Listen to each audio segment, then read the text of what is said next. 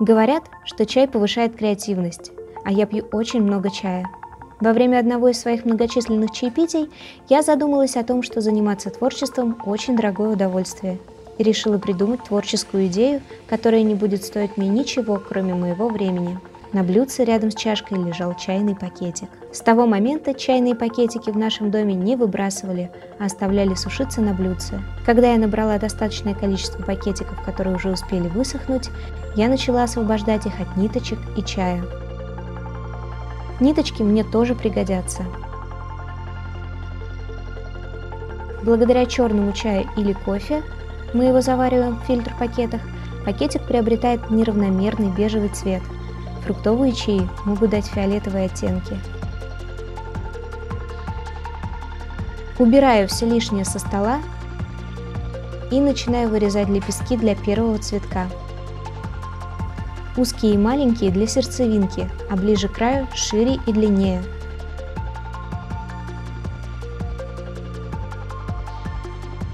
Когда лепестков достаточно, беру первую попавшуюся под руку ручку и накручиваю на нее лепестки, а потом сжимаю.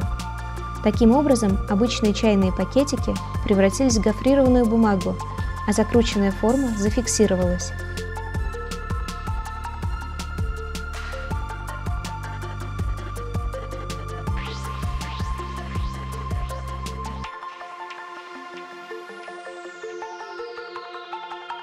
Начинаю собирать цветок. Закреплять лепестки буду с помощью веревочек от чайных пакетиков. Беру маленький лепесток и скручиваю его в трубочку. Добавляю к нему еще лепестков и туго обматываю ниткой у основания.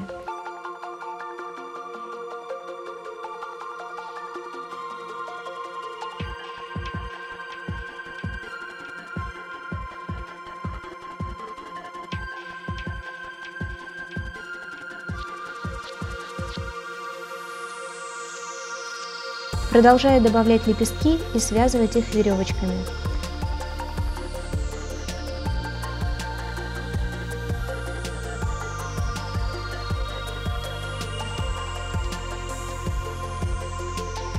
Сначала лепестки закручивались к центру цветка, а потом располагала их закрученными к краям.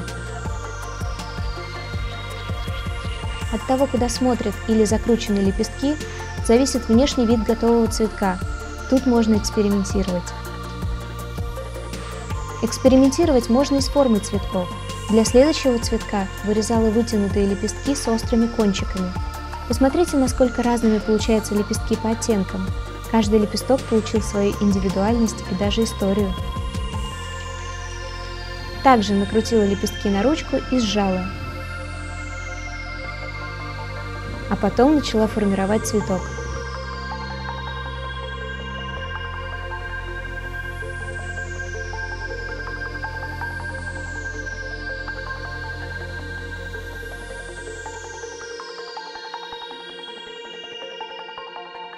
В этом цветке все листики смотрят в центр.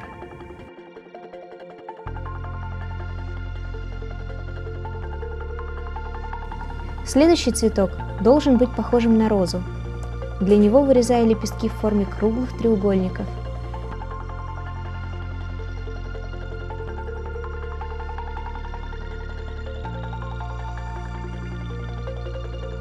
В розе все лепестки сгибаются кончиками от центра к краям.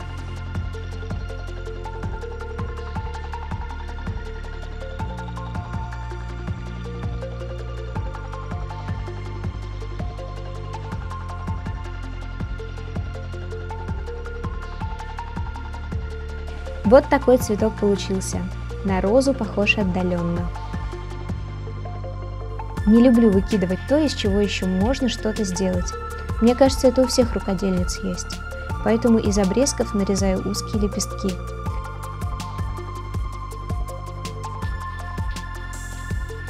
Закручиваю их.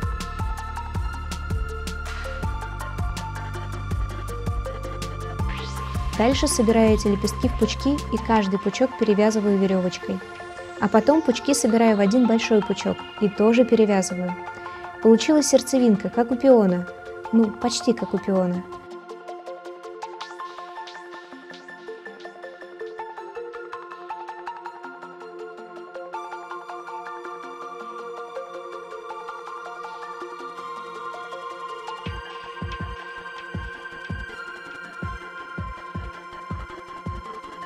Потом добавляю лепестки пошире, потом еще шире и совсем большие лепестки.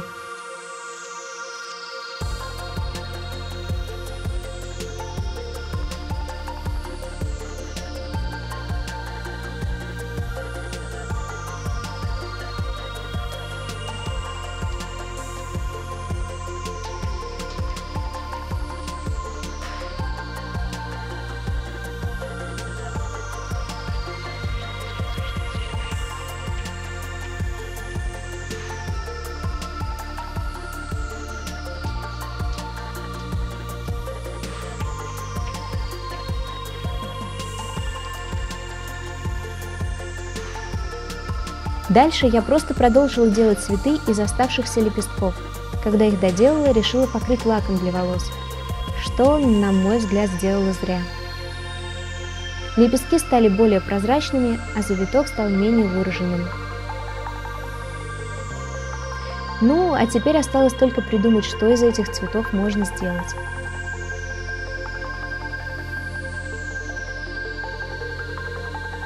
Надеюсь, моя идея о том, что творить можно из чего угодно, была полностью передана вам этим видео. Подписывайтесь на мой канал и ставьте лайки. До новых творческих экспериментов!